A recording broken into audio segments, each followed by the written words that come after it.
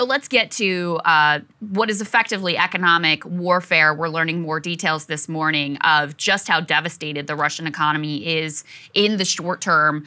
Let's put this Financial Times tear sheet up on the screen. This is the most significant new sanctions that have been levied against Russia. West is planning to impose sanctions on Russian central bank and cut some lenders from SWIFT. These two things matter tremendously together. Just so you guys know, I'm sure a lot of you already do, SWIFT is the messaging system, the global financial messaging system that allows banks around the world to easily do business with each other. So when the US and our allies say we're cutting Russia's major lenders off of the SWIFT financial system, that makes it very difficult for them to conduct international transactions. Now, they have said apparently they're trying to sort of exempt energy transactions from those sanctions, reason being that you don't want to actually spike energy prices, both because of the impact on our populations, but also because if gas prices go up, that's actually a benefit to Russia, a petrol state. Right. So they're trying to exempt energy transactions. But one of the things we talked about last week and that Saagar, you actually raised was the fact that Russia had these huge foreign currency reserves, and there was a thinking that they might be sort of sanction proof. Right. That they had ways, they'd worked out ways and had a rainy day fund to be able to get around the worst of the sanctions. And that's where the sanctions on the central bank come into play and effectively cut off some of their mechanisms for being able to get around these sanctions. And this is incredibly extraordinary. They quoted in that Financial Times article, they quote an expert that says a G20 central bank has never been sanctioned before. This is not Iran. This is not Venezuela. Our friend Jeff Stein has been doing reporting on exactly what this looks like and what it ultimately means. Let's go ahead and put his tweet up on the screen.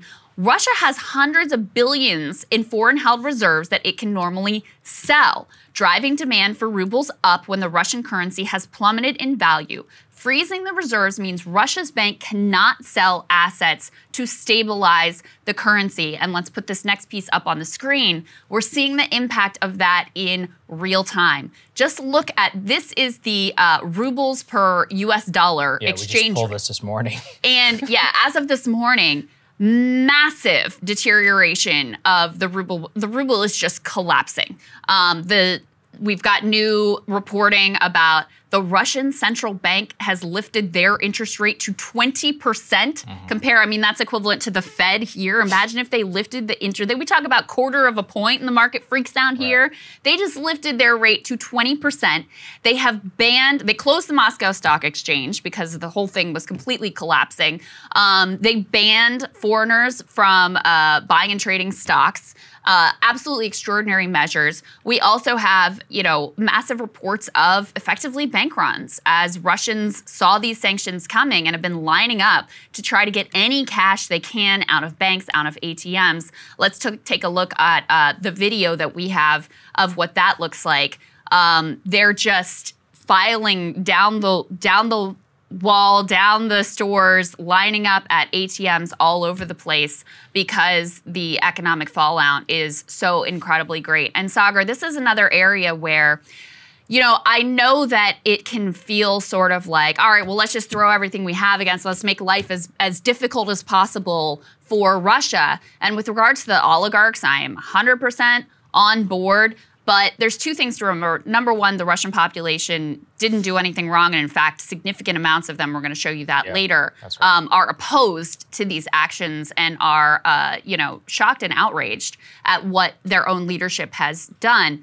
But number two, this again gets to when you're pushing Putin into a corner and his back is up against the wall, what is he going to do and what is that going to look like? Because they have cyber attack capabilities. What is his next step going to be there when we are making life economically so difficult for them? This is truly economic warfare. It is. Well, and the thing is too, Krystal, it's not just the United States. In fact, the U.S. is almost in the back seat here. I'll remind, President Biden was basically against the SWIFT, removing Russia from SWIFT. But then what ended up happening is that the EU pressured Germany so hard that they came on board and we were like, oh, okay.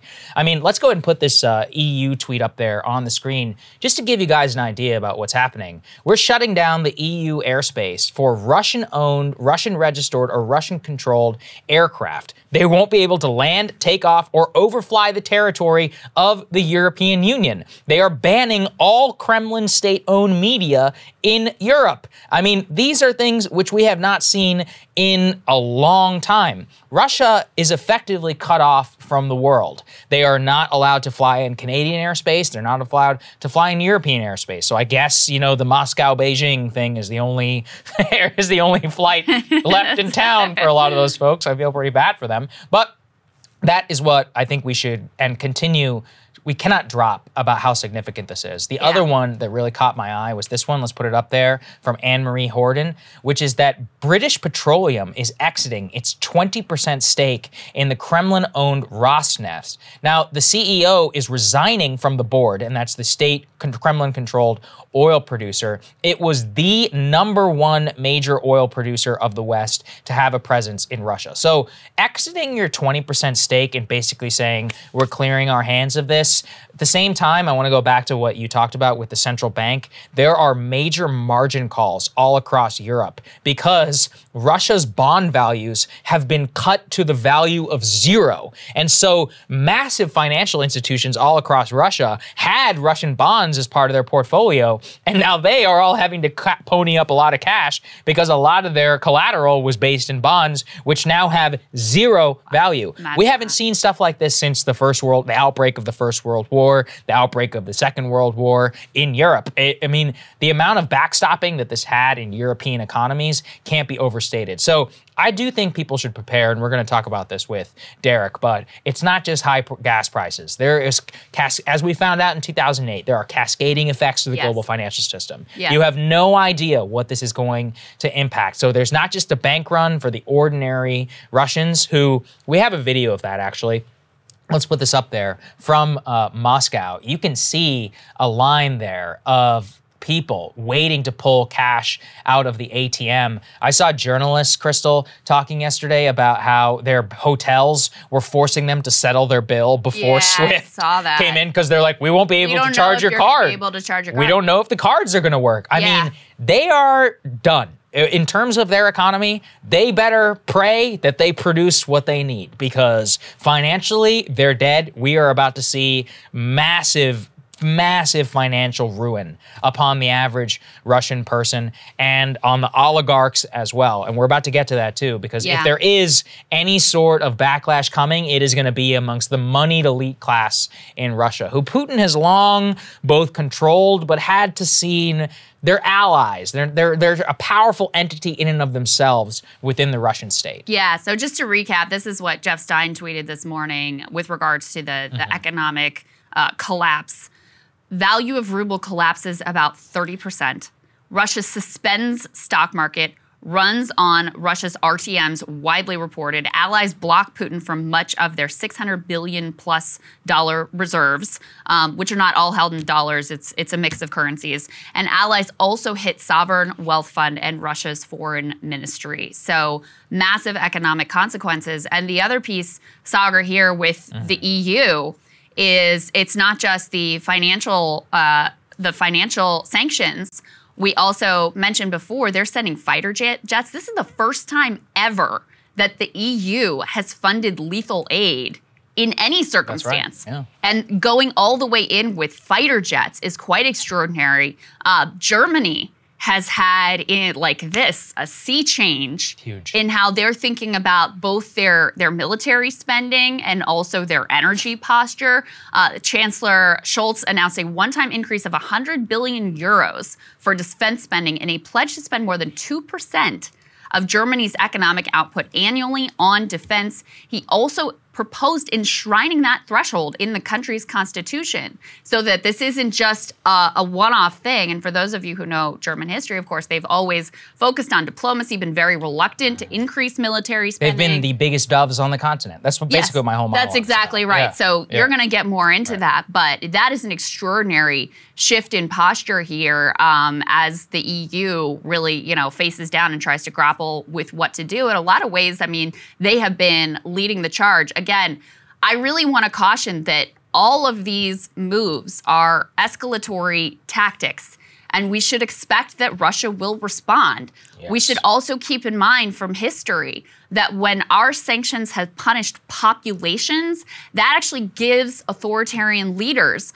a propaganda tool to say, to let themselves off the hook and to sort of rally people around. It's the bad guys in the West, it's the US, it's the Europeans who are causing your sufferings. It's not my fault. So again, I know there's a lot of energy and a lot of desire to say, like, let's just go as hard as we possibly can. That doesn't always get you the result that you want. In fact, it can create a more intractable and more dangerous situation. And that's an important point. And that is also the question. We were saying this constantly. And then what?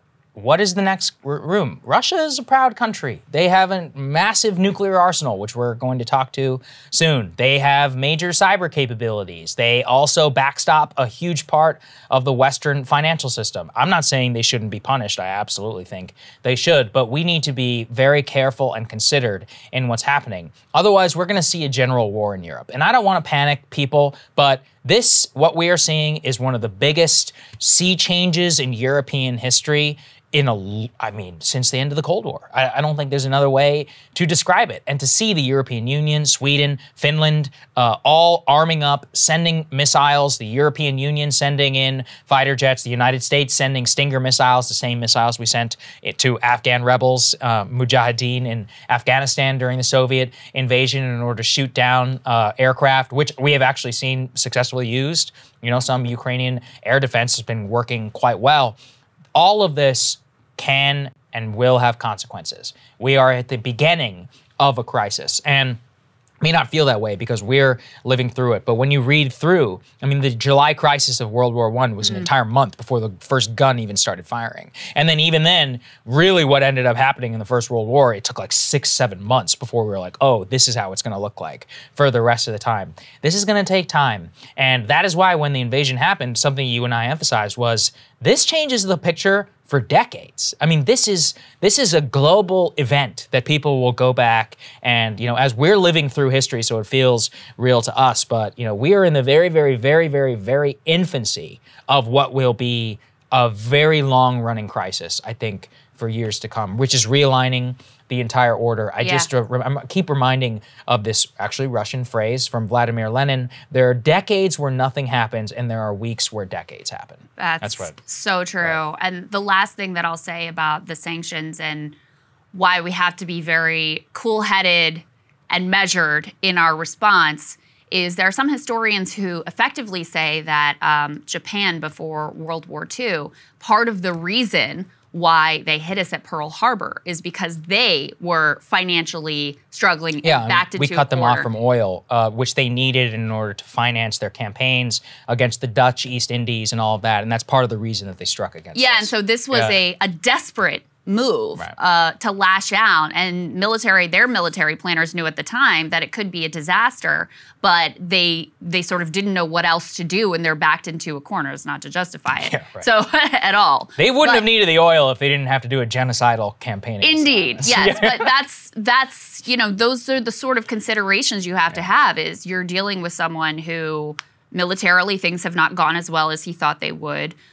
He's facing protests from within his own population at some level. There is some significant level of dissent that we'll show you, not to mention global protests, not to mention the Chinese are kind of, a little bit wary of what's going on here. And then the economy, this is all-out financial warfare on the Russians. So you have to always think of, okay, what is that going to force your adversary? What sort of thinking is that going to cause them to engage in, again, with this idea of gambling for resurrection?